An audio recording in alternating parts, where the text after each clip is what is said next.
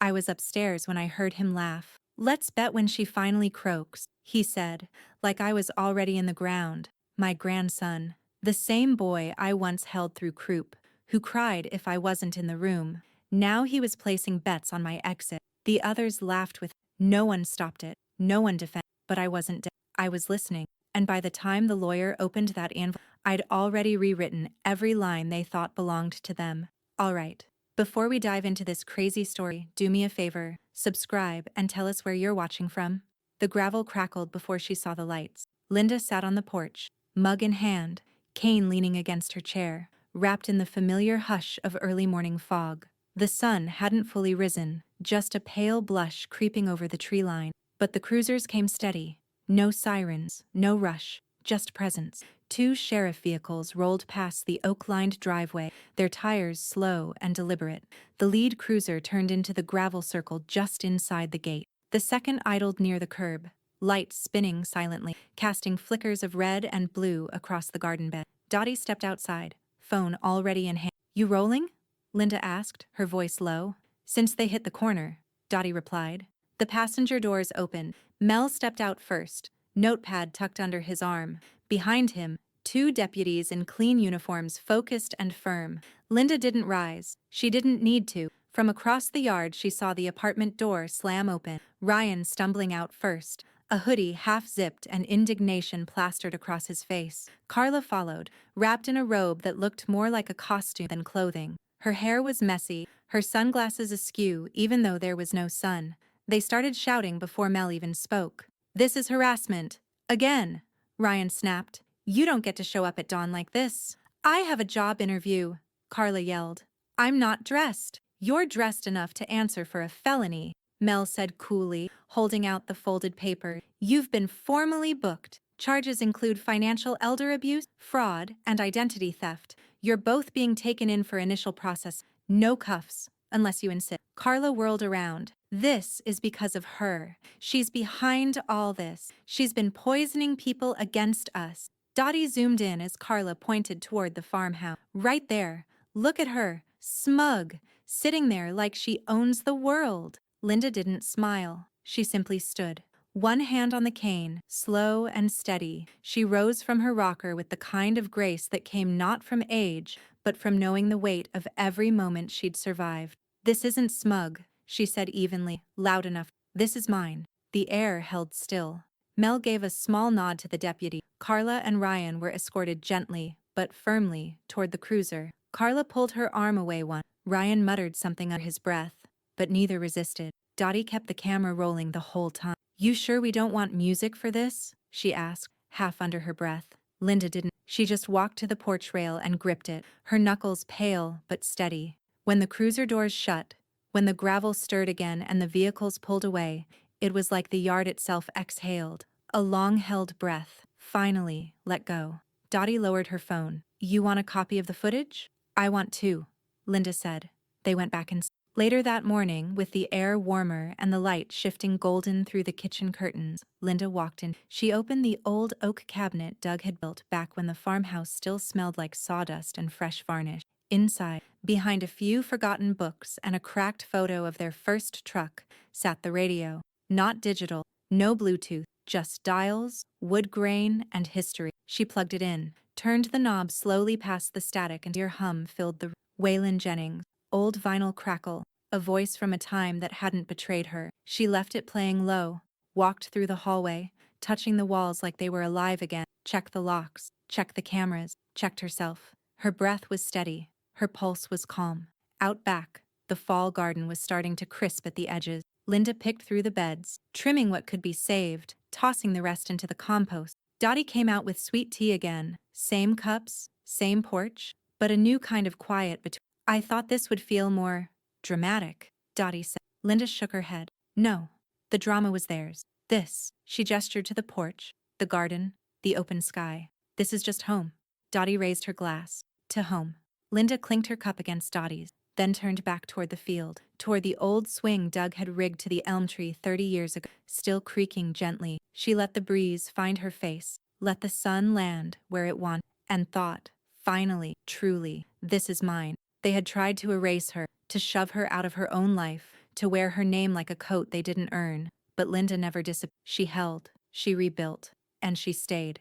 They tossed out my clothes, but I kept my name, my land, and my fire. The office was all glass and silent, modern lines, cold light, and the kind of minimalist furniture that said everything important happened on. Not.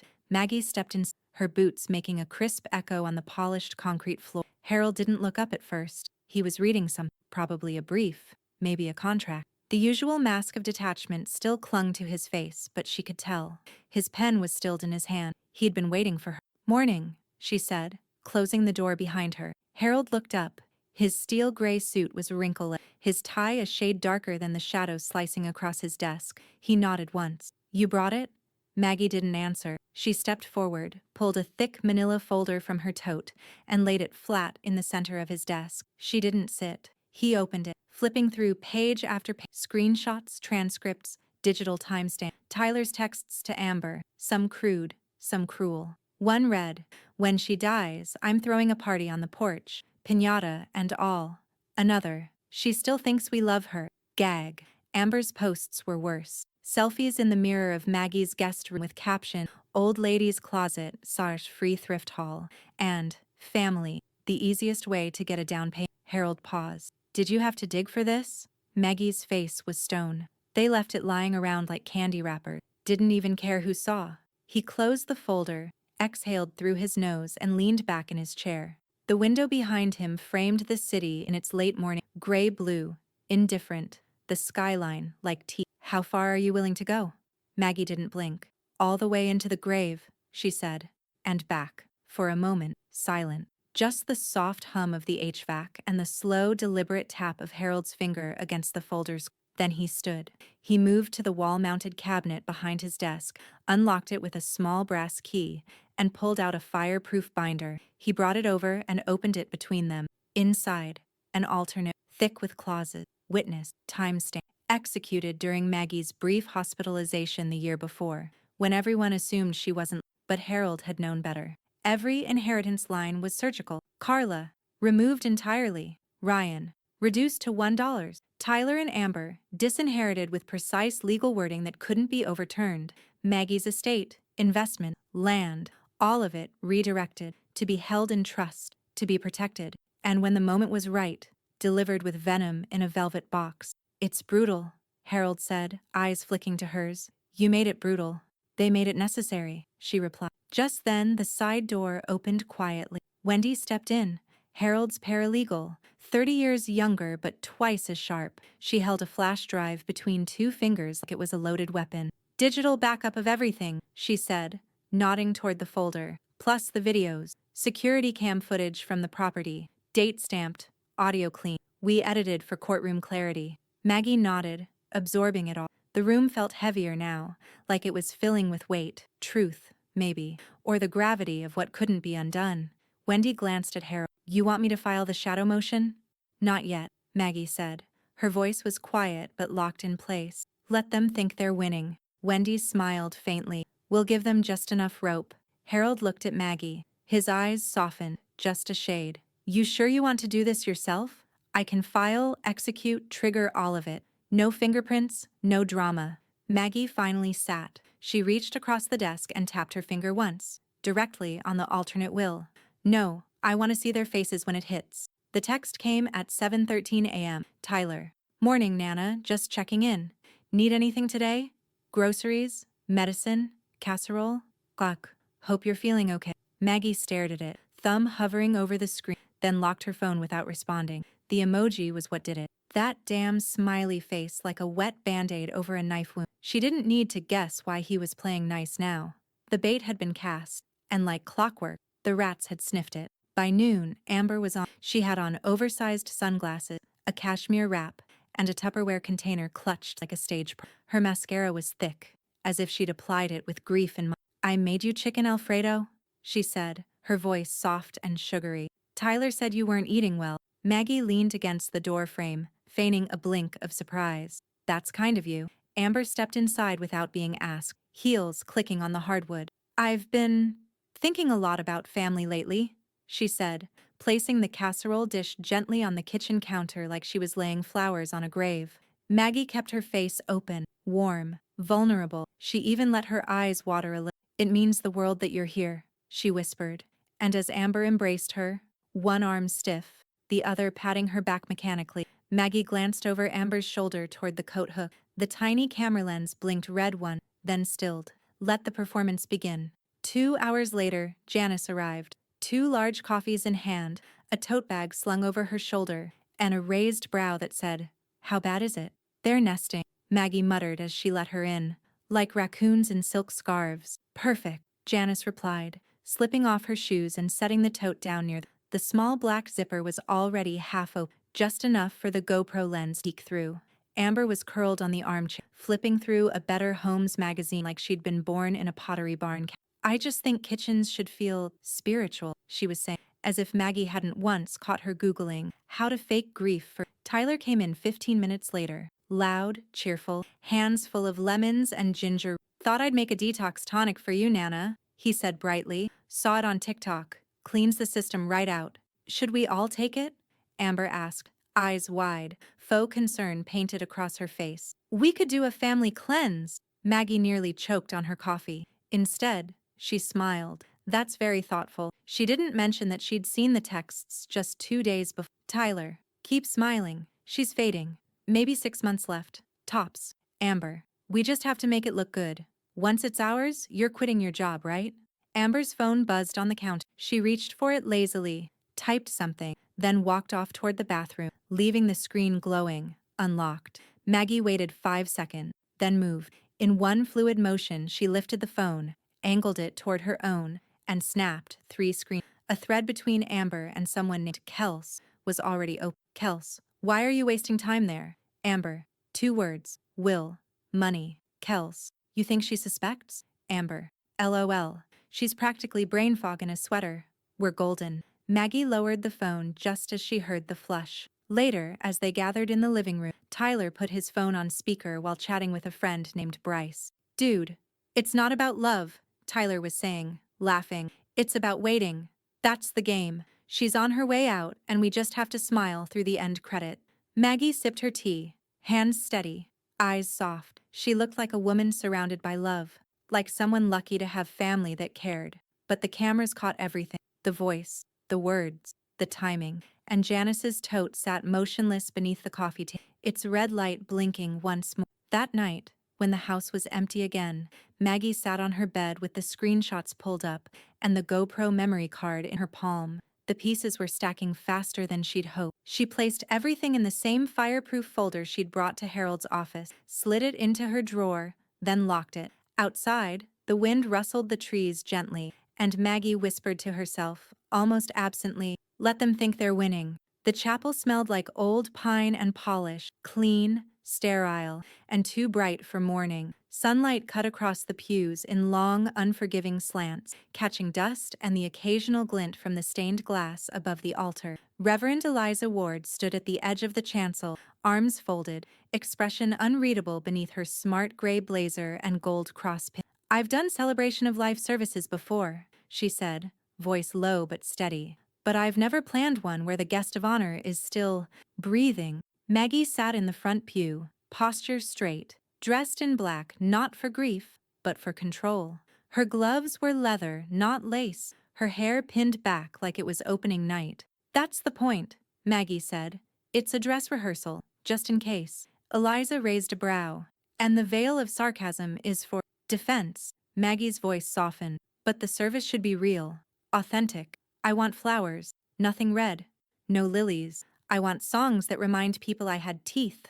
Eliza scribbled a note. "And I want to record the eulogy myself," Maggie added. "No stand-in, no flowery lies about peace and patience. They won't buy it." "Who's they?" Eliza asked gently. Maggie gave her a long look. "You'll know them when you see them." 2 days later, Maggie stood in the chapel's small audio room, seated before a mic that smelled faintly of dust and old psalm. A green light blinked on. She cleared her throat, then smiled, wide, knowing, impossible. "Hi, everyone." Her voice rang through the headphones. "If you're hearing this, it means I've decided to give you a show." She paused. "I bet some of you are sitting there hoping for closure, maybe even a little guilt. Maybe you think this is the part where I say it. Another pause. A chuckle. Well, it's not okay. And I didn't forget a damn thing. The next morning, Tyler knocked on her door with a practiced smile and a reusable shopping bag. Amber was behind him in yoga pants and a sports bra, holding a green smoothie like a peace offering. "We heard you were working on your funeral," Tyler said, with the same forced tone someone might use when commenting on a neighbor's lawn gnome. Amber leaned in. "Are you okay? Are you feeling scared about, she made a vague gesture. Dying?" Maggie stepped aside and let. "I'm not scared," she said smoothly. "I'm just getting warmed up." Amber blinked. "Warmed up?" "Death makes people honest," Maggie said, heading toward the kitchen. "But not everyone's ready for honesty, so I figured I'd give people some time to adjust." Tyler chuckled nervously. "You always had a dark sense of humor, Nana." "No," Maggie said, her eyes locked on. "I have a good memory." She didn't offer them coffee, just watched as they lingered awkwardly near the entryway, trying to make sense of her calm. Then came the knock. Harold stepped into the living room in a charcoal trench coat and patent shoes, crisp as a ledger. He carried one thing, a black envelope, thick, sealed with red wax. "Eliza Ward," he said, turning toward Maggie. "Where do I find her?" Maggie nodded toward the chapel across the hill. Harold held up the envelope. "Final delivery instructions, only to be opened." Amber frowned. "What's in it?" Harold didn't look at her. "Closure." That evening, Maggie stood in her hallway, gazing at a framed photo of her from 20 years ago, laughing, barefoot in a vineyard, holding a glass of red wine and the hand of someone now long gone. She whispered to the image, her breath fogging the glass. "See what they think they've earned?"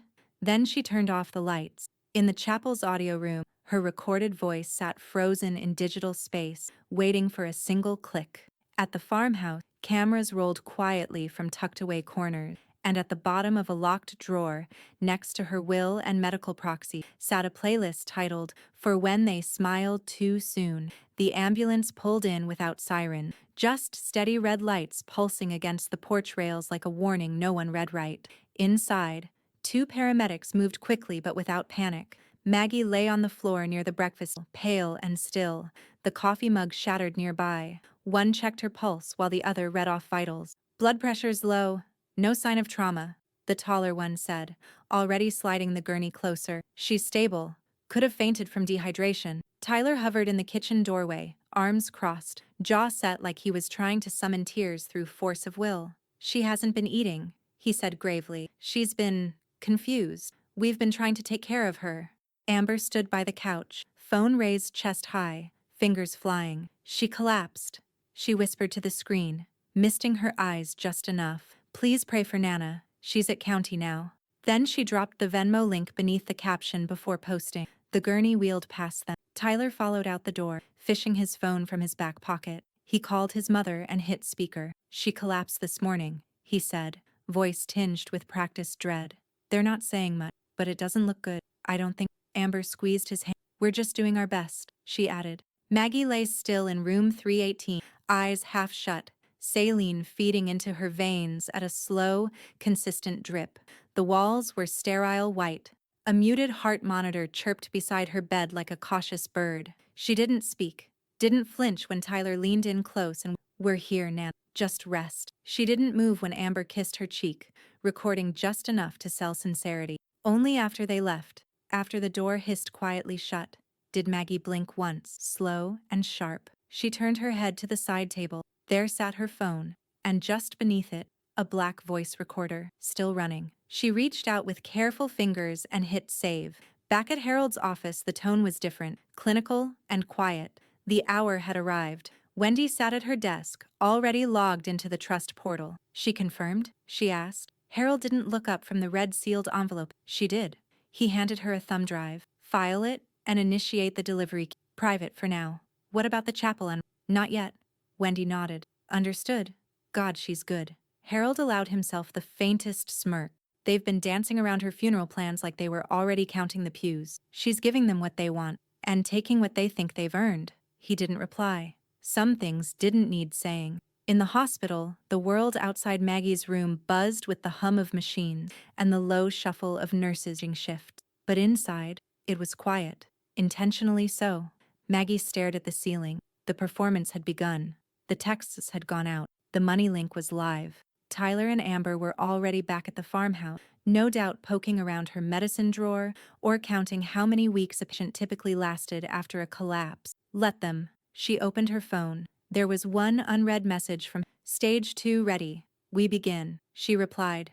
Unleash. Across the county, timed notifications queued like dominoes behind firewall, digital chess pieces waiting to slide forward. One email scheduled to trigger a conditional audit of Maggie's trust. Another compiling the social media posts Amber had so carelessly published. Every hashtag, every grinning selfie in the guest room, every Nana's closet haul caption, and a pre-drafted notice to Maggie's former financial advisor, the one who'd quietly moved her assets 6 months ago. Just every piece was in motion now.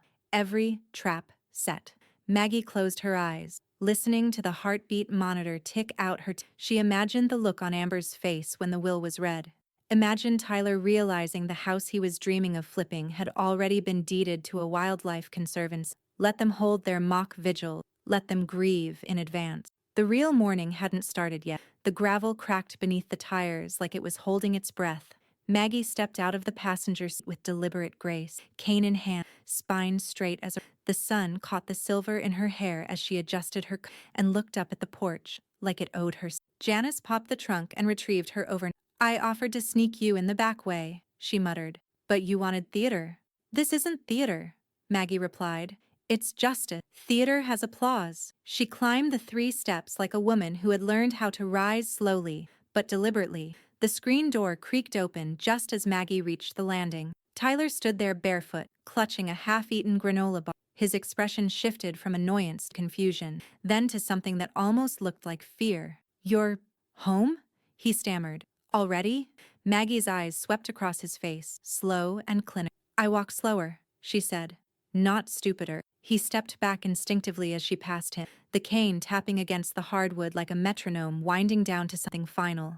I thought the hospital was sending you to rehab for recovery. I did recover, Maggie said, setting her bag down in the foyer. Just not in the way you hope. From the kitchen, Amber's voice floated in, bright with fake Nana, is that you? Oh my God, you're back. She rounded the corner in leggings and one of Maggie's old cardigans, worn like a costume, not clothing, and stopped short.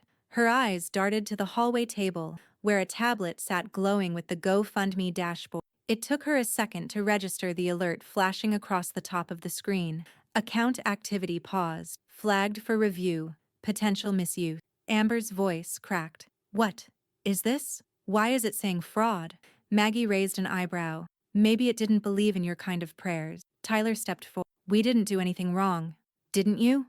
Came another voice. Wendy, hair in a tight braid, laptop bag slung over one legal file, and she didn't wait for she dropped the file onto the dining room table with the cool confidence of someone who knew the wolves were in the room and brought silver bullet. These are bank records, she said calmly. Every transaction tied to the GoFundMe account. Clothes, dinners, concert tickets, a 3-day weekend at Whisper Lake Spa. Oh, and the $400 delivery from a gourmet meal plan company called, wait, Grieve Eats? Amber's mouth opened and closed, but no sound came. Wendy glanced at me. We filed the inquiry with the platform already. The report's in your inbox. You'll need to approve the press contact if it escalates. Tyler's face turned red. You had no right to public fraud using a fake medical narrative? Wendy cut in. You made it public the second you posted that donation link. He didn't reply. In the silence, Maggie moved to the far corner of the room and pulled open the drawer of her late husband's roll-top desk. She removed a single photograph, an old black and white of herself in her 20s, standing in front of the original farmhouse, holding a hammer. She stared at it for a moment, then placed it down gently. Janice walked in from the porch, holding a plain brown paper bag in both hands. She handed it to Maggie wordlessly. Inside was a burner phone, matte black, unregistered. For the final act, Janice said, no tracking, no signal bounce. You use this when you're ready. Maggie looked down at it, then up at her reflection in the glass cabinet door across the room. Her eyes were clearer than they had been. Thank you, she said. This time, I'm not just burying the past. She tucked the phone into her coat pocket. I'm dragging it into the light. The invitations arrived 3 days later, delivered in cream-colored envelopes with a wax seal and perfectly weighted cardstock. No text message, no email blast, just old-world elegant. deliberate and unmistakable. Each one was signed at the bottom in soft gray ink, with love, Margaret Cole. The top read simply, "Please join us for a farewell gathering in gratitude and peace. Sunday, 4 p.m. St. Eleanor's Church Hall." There was no mention of death, no mention of, but the message was clear. Come say goodbye while Harold stood inside the church hall the following morning, arms crossed, eyes scanning the space like a courtroom about to be weaponized. Two projectors, center stage, angled left and right. He said to the AV crew, "Wendy's preloading the media pack. Nothing goes live until she triggers it." Wendy, seated at a folding table draped in navy linen, tapped briskly on her laptop. "Cameras here, here, and one overhead. If someone gasps, we'll have it. If they cry, even better." "Do we expect resistance?" Harold smirked. "They won't know it hit them until the second act." Wendy sipped from her travel mug. "Good. I hate people who think they're winning." Back at the farmhouse, Maggie reviewed the RSVP list with a pen in hand and a small yellow notepad beside her tea. Names were checked or crossed. One circled twice. Eliza Ward. Maggie paused a moment over, then nodded, satisfied. She looked out the window at the garden, still wounded from fall, half recovering, much like herself. The past had teeth, but Maggie had a guest list. Across town, Tyler held his phone in one hand and the invite in the other, grinning as he spun slowly in a bar stool. "Did you see this?" he said, waving the card at Amber, who was scrolling through her tablet on the couch. "Church Hall Sunday. A proper send-off. She's practically saying goodbye." Amber didn't look up. "Is there food?" "Probably tea and finger sandwiches or whatever old people serve at slow-motion funeral." He tossed the card onto the counter like it was already paid. "We'll be millionaires by sundown." Amber finally glanced up. "You think she'll do it that fast?" Tyler leaned forward, elbows on the kitchen island. "She's not getting better. And this? This is her swan song. She wants to look dignified. Wrap things up. Let everyone cry and then quietly pass the torch to the good, grieving grandson." Amber smirked. "I'll be grieving all the way to Rodeo Drive." She tapped once, added a crocodile emoji, and hit buy now. That evening, Amber stood in front of the hallway mirror, turning slightly to admire the brand new Louis Vuitton bag slung over her arm. "Do I look like money?" she asked, striking a soft pout. Tyler glanced up from his phone where he'd been reading about trust tours and luxury real estate. "You look like someone who's about to own a vineyard," he said, "or at least a vacation house in Paso Robles." Amber twirled. "Nana always said she wanted me to have nice things. She probably meant her furniture, not the inheritance. But I'm not splitting hairs." They laughed. From the upstairs hallway, Maggie listened, stone still, eyes narrowed. At 10:43 p.m., her burner phone buzzed once. A text from Wendy. "Everything's preloaded. You're center stage. Say the word when you're ready." Maggie read it in silence, then looked back at the cream invitation still sitting on her dresser. She ran a finger over the embossed edge. It felt like the kind of card people kept, just in case it was the last one they ever received. By 3:45 p.m., St. Eleanor's Church Hall hummed with low, respectful chatter and the clink of ceramic cups. Sunlight poured through the tall, arched window, catching dust in golden slants and reflecting off the polished wood floors like the place had been prepped for an unveiling, not a funeral. The folding chairs were padded, the floral arrangements subtle. Hydrangeas, not lilies. A pair of framed photographs rested on the stage, one of Maggie in her garden, the other of her teaching literature at the local high school. Chalk-stained fingers, laughing. Locals came in first, town regular, quiet nod, heavy eyes, murmurs of, "She's not gone yet, but she's saying goodbye," and, "It's just like Maggie, planning her own send-off." Then the extended family trickled in. Cousins,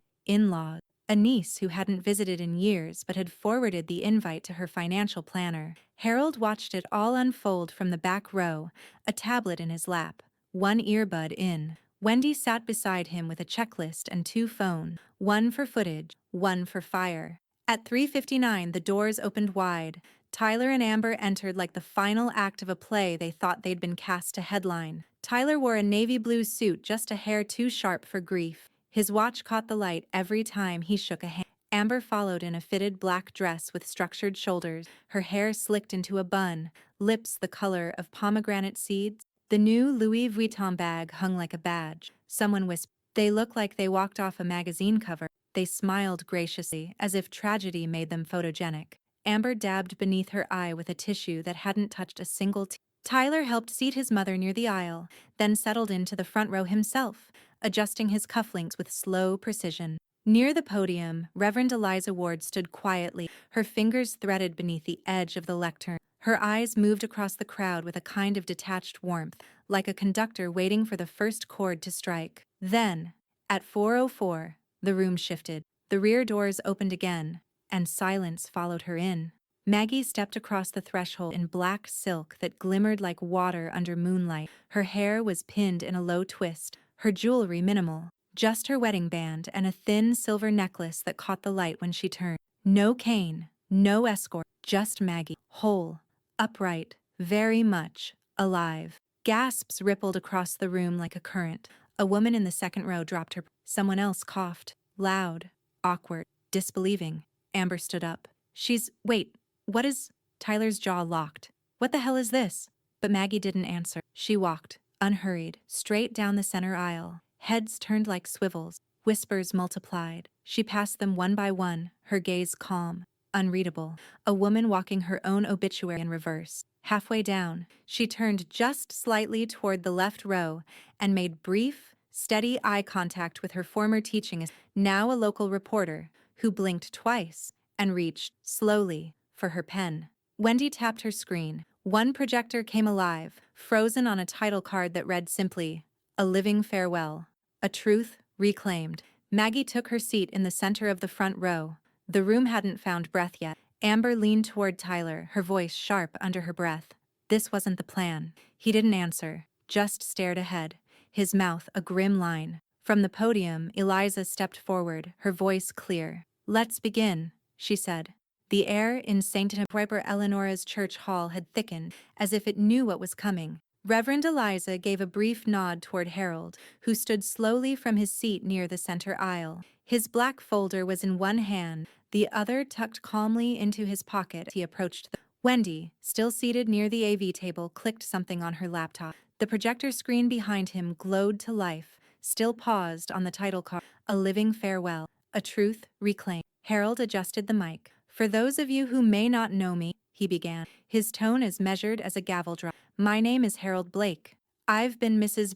Margaret Cole's attorney for the last 15 years. I am here today to fulfill her wishes, legally, publicly, and without apology." Tyler shifted in his. Amber stiffened, her designer purse clutched in her lap like a flotation device on a sinking ship. Harold opened the black folder and began. "As of the date of this gathering, Margaret Cole's full estate, including her property, investments, and all residual, has been placed into an irrevocable charitable trust. That trust has been divided among the following institutions: the Central Valley Literacy, the Northern Women's Resource Alliance, and the Marigold County Shelter for Victims of Financial Abuse." Gasp, audible. One woman whispered, "All of it?" Harold continued, unfazed. "Her home will remain as a protected historical residence. The land it sits on will be managed in perpetuity by a nonprofit she herself established. None of these designations are provisional. They are active, as of this morning." Tyler blinked hard. "What?" he said sharply, half rising from his chair. There must be a mistake." "Sit down," Maggie said evenly, not turning her head. Amber's bottom lip trembled. I thought this was a will reading, a family reading." "It is," Harold said. "And for legal clarity, I'll now read the inheritance designations for direct descendant." He turned the page. "Carla and Ryan Cole are awarded a formal sum of $1 each." Polite gasps from the back row. Harold didn't pause. "Tyler Cole is hereby disinherited, for cause." The room fell into sudden silence. Tyler rose all the way this time, voice cracking. "What does that mean? For cause? You can't just. There's no." Harold looked up from the document, calm and unmoved. "It means you were removed not due to oversight or conflict, but due to intentional behavior that directly violates the fiduciary and moral expectations Margaret Cole placed in her successor." Amber reached for a tissue, this time managing a genuine tear. Harold removed a small thumb drive from his coat pocket and held it up. "Per Maggie's instruction," he said, "the cause is not for me to define. It is for her to show." Wendy clicked twice. The projector screen flickered. Tyler froze. Amber whispered, "No, no, no." "What is that?" The screen lit up with the first frame of a home security video. A hallway. Maggie's hallway. The timestamp read, 2 months earlier. Audio came. Tyler's voice. "She still thinks we love her." Gag. Then Amber's. "We just have to make it look good." Once it's ours, you're quitting your job, right? There was no music, no narration, just silence between each slice of recorded truth. A shot of Amber standing in Maggie's mirror, taking a selfie captioned, Old Lady's Closet, Saxonarn Free Thrift Haul. A paused screen showing a Venmo transaction, went on $200, marked Grieve Eats Meal Prep. Tyler's speakerphone call. We just gotta hold out a few more months. She's on her way out. Somewhere in the back, someone whispered, Jesus. Wendy glanced toward Harold, waiting. He nodded once. The screen froze again, this time on a still photo of Maggie, recorded just days earlier, sitting in her hospital bed, her eyes wide open, staring straight into the camera. She spoke, calm and unshaken. If you're watching, that means they thought I'd be too dead to notice. But here I am, watching, remembering, taking note. The room had gone silent. No one coughed. No one shifted. Not even the children in the back row moved. Amber slumped in her lips pressed tight. Tyler's hands were fists, shaking slightly, knuckles pale. From the front row, Maggie's voice was soft, but razor sharp. Shall we continue? She asked. The screen went dark for just a second, enough to let the silence swell like a bruise. Then, it flickered back on. New time. 3 weeks ago. A wide-angle shot appeared. Overhead. Grainy, but clear. Maggie's living room. Same lighting. Same layout. Different Mag. This time she wasn't in frame. But Tyler and Amber were. Tyler sat sprawled on the couch, shirt half-buttoned, a beer bottle sweating in his hand. Amber paced barefoot near the fireplace, clutching her phone like she expected it to ring with a lottery win. Tyler's voice cut through the hush. She's not even taking half her meds anymore. What if we just toss the rest? Gave fate a little push. A ripple rolled through the pews. Whispers, gasps, a muttered Jesus Christ near the back. Amber laughed in the video. A light, flirty sound. Natural causes, babe. That's all it'll say. Maggie didn't react. Not visibly. Her arms remained folded across her lap, chin slightly lifted as though watching a weather report. On screen, the two continued, unaware of the lens capturing every syllable. Tyler took another sip, smirking. We're practically doing her a favor. She hates being seen weak. Amber pulled a throw blanket off the armrest, flopped next to him, and said, We just speed up what's already happening. End-of-life care. Everyone says it different, but they all mean the same thing. The video paused. A woman near the aisle let out a strangled breath. Another clutched her husband's hand and whispered, That's attempted murder. Eliza stood motionless, head slightly bowed. At the AV table, Wendy didn't blink. She just tapped the next clip. New angle. Hospital room. Maggie lay in her bed, unmoving, a saline line in her arm. Amber leaned over her with forced sweetness, her voice low, sticky. You should sign something now, Nana, just in case. You forget later. Tyler chimed in off-screen. It's better this way, no confusion. We'll take care of it. The frame zoomed in slowly, on Maggie's eyes, wide open, watching, listening, recording. Another clip followed. Amber's phone, left unlocked on the kitchen counter. Text messages rolled by, screen captured in real time. Amber, we're days away. I can feel it. Kels, about time. Amber, once the money hits, we're disappearing. Maui or Montana, whatever's farther. Back in the hall, no one moved. Amber sat frozen, her mouth slack. Tyler's eyes darted like cornered prey. But his body, still. He was calculating whether denial would save him. It wouldn't. Final clip. Back to the hospital. Maggie again.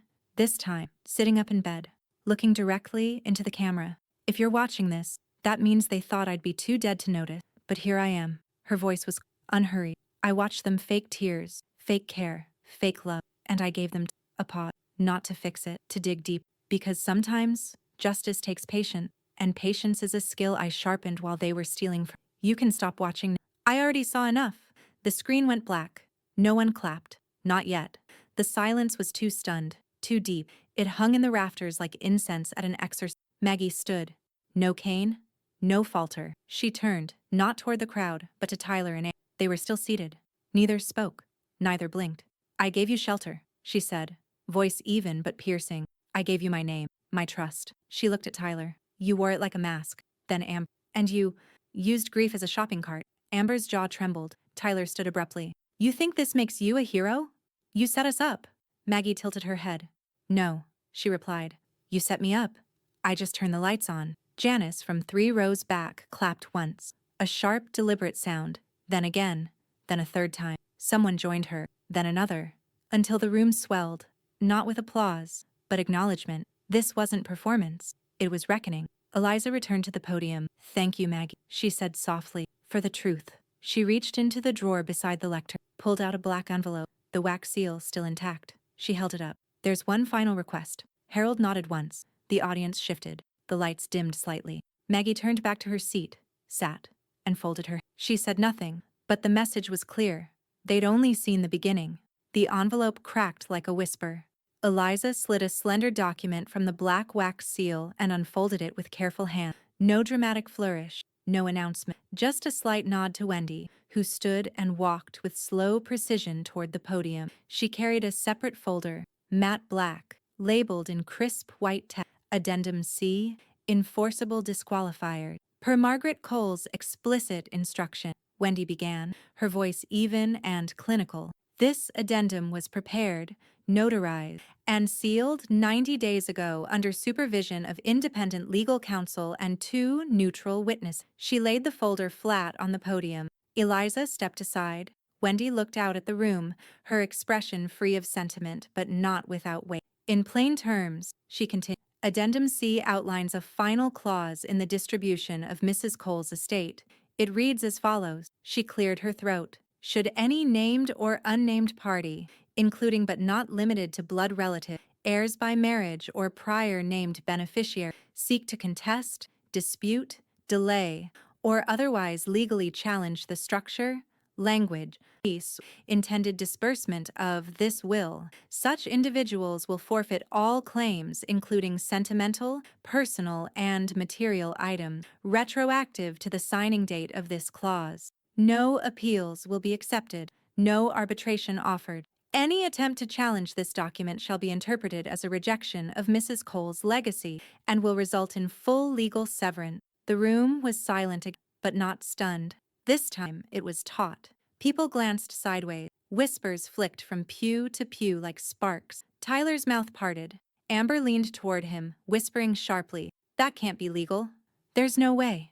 Harold spoke before Tyler could open his mouth. "It's ironclad," he said without turning. "Notarized, witnessed, time-stamped, filed. The state of California upholds conditional forfeiture, especially in cases of financial coercion and intent to defraud." He paused. "Of which there is no shortage of evidence." Amber's face flushed red, not with guilt, but rage. She stood, pointing toward the screen that had gone dark minutes earlier. "You can't punish us with a showreel. You edited it. That's manipulation." Wendy didn't blink. "We have raw files, audio, redundant backups, witnesses. Everything you've seen tonight has been archived with metadata. There's nothing you can contest." Tyler stood next. His voice was quieter now, almost dazed. "She invited us back. She let us stay. She smiled at us while she was planning this." Maggie looked up, eyes sharp.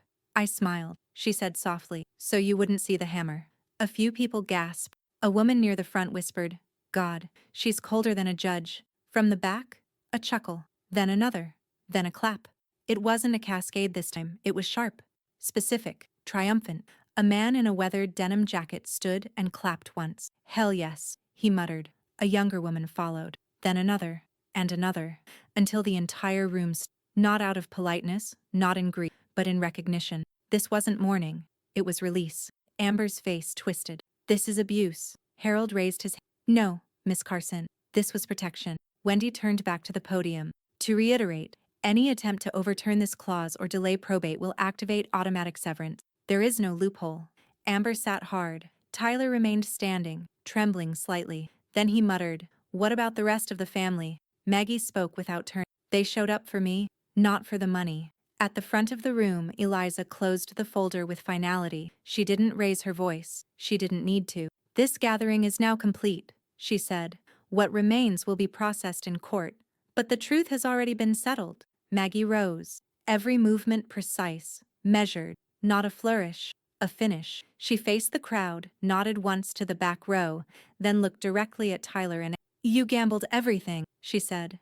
"But I didn't bring chips. I brought cement." Then she walked out, not waiting for response. Janice followed, then Harold, then Wendy, who slipped the folder back into her briefcase without another glance. Tyler stared after them. Amber grabbed his wrist. "We still have options," she whispered. But even she didn't believe. because the only thing that echoed now was applause, and a door swinging shut behind Margaret Cole.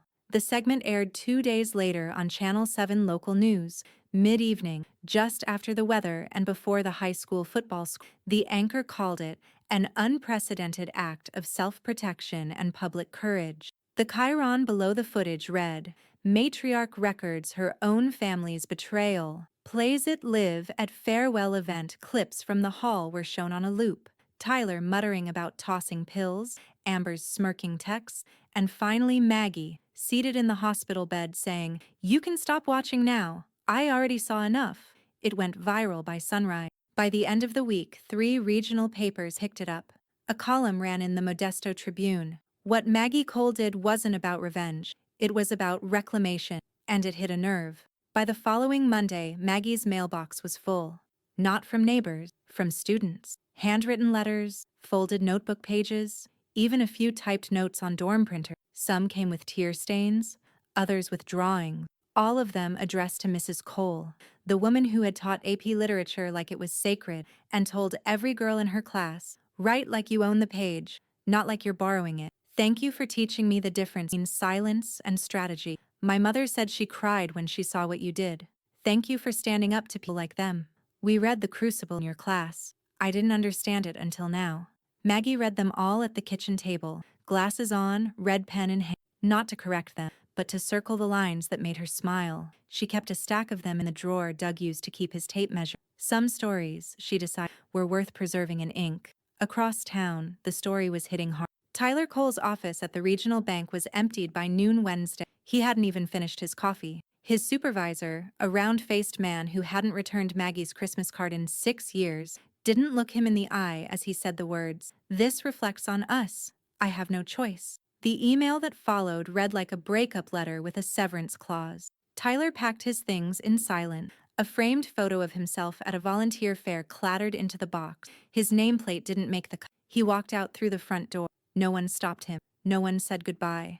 Amber's fallout was faster. By the time she opened her phone the next morning, her inbox had exploded. Not with collab offers, but with brand cancellation. 3 skincare partnerships gone. Her affiliate code deactivated. A pre-scheduled post about healing energy crystals had racked up over 200 comments in 3 hours. How much do those crystals help Nana? Disgusting. This is what happens when you underestimate old women. She tried to post a story explaining her side. Instagram took it down for misinformation. She tried again. It was flagged for harassment. By sunset, her follower count had dropped by 12,000. She still wore the Louis Vuitton bag, but now only inside. She stayed off camera for the first time in years, and her silence was the only thing people still liked. That Friday evening, Maggie lit a candle in the kitchen, then pulled out the cork from a bottle of Old Merlot. It had dust on the neck. She wiped it clean with the hem of her sweater. Janice walked in with a grin and 2 glasses. "You planning on drinking a?" she asked. Maggie poured slowly, no rush in her hand. "I was," she said, "but you're here." They settled on the porch, the sun fading low behind the cedar line, the air holding that faint hum of early fall. Janice raised her glass. "To surviving?"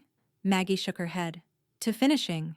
They clinked. A moment passed, and then Maggie added, "And to making damn sure they don't rise again." Janice gave a slow nod, then leaned back in the rocker. "You know," she said, "you could have walked away.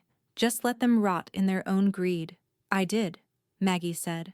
"But first I built the rot for them." They sat in silence. Birds chirped. A breeze moved the trees. And Maggie, for the first time in months, laughed. Not bitter, not broken, but whole.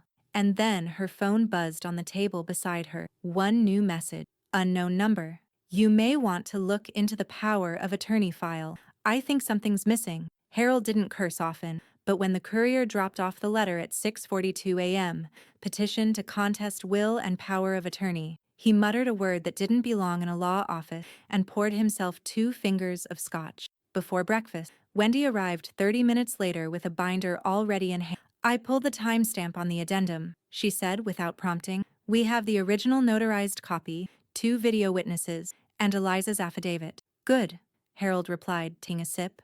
"Because we're about to put their coffin in the ground before they even know they're dead."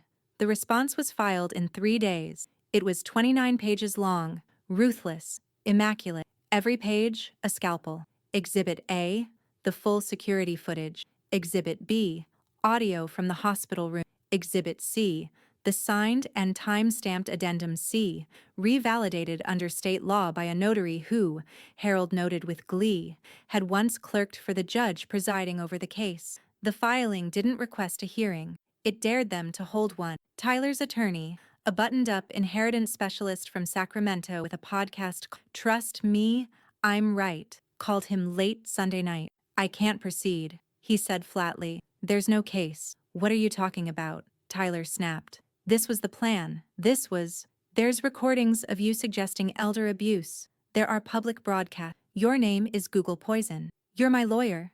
Not anymore. Click.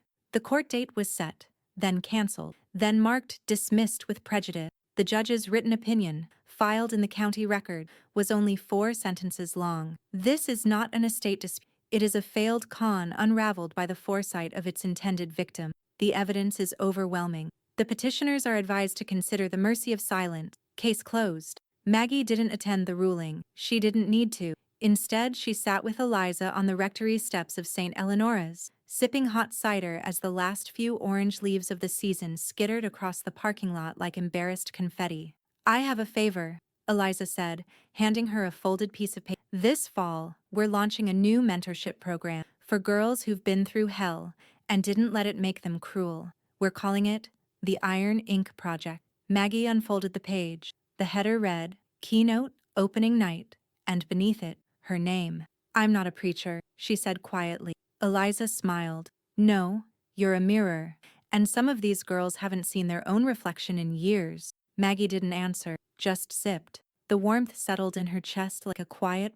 At the edge of town, Tyler walked the aisles of a Dollar General in a polo shirt 3 sizes too big, avoiding eye contact. He'd taken a job in inventory, night shift. No one asked questions, and he liked it that Amber was gone, moved to Reno with a cousin who still thought the footage was fake. Her Instagram was locked, her skincare shelf empty. Sometimes, Tyler still checked the news. The articles were still there, still tagged, still permanent. And so was Maggie's face, looking directly into the camera. The mentorship event sold out within hours. Local girls, school administrators, a few young mothers. The keynote was billed simply, How to Outlive the People Who Bet Against. At 6:01 p.m., Maggie took the stage. No script, no apology, just a hard-earned truth, spoken slow and sharp. Some people will hand you an empty future, wrapped in ribbon. Your job is to set it down, walk away, and build your own. The crowd rose before she'd even reached her last line,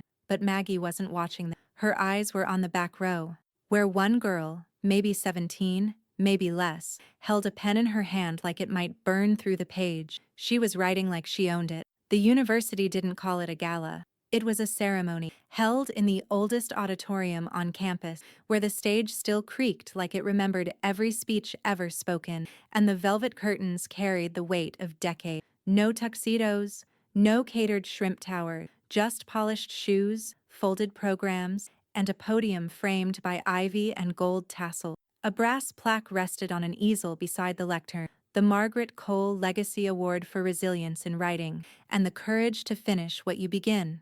A dozen students sat in the front row, nervous and proud, their pens already uncapped. Maggie didn't wear black tonight. She wore cobalt blue, like ink. Her necklace was the same silver thread she'd worn during the farewell gathering, but her shoes were new. A gift from Janice, who whispered as she helped her up the steps. If you trip, at least you'll fall in color. Maggie smiled, took the mic, and looked out across the auditorium. I taught for 38 years, she began, her voice steady, warm.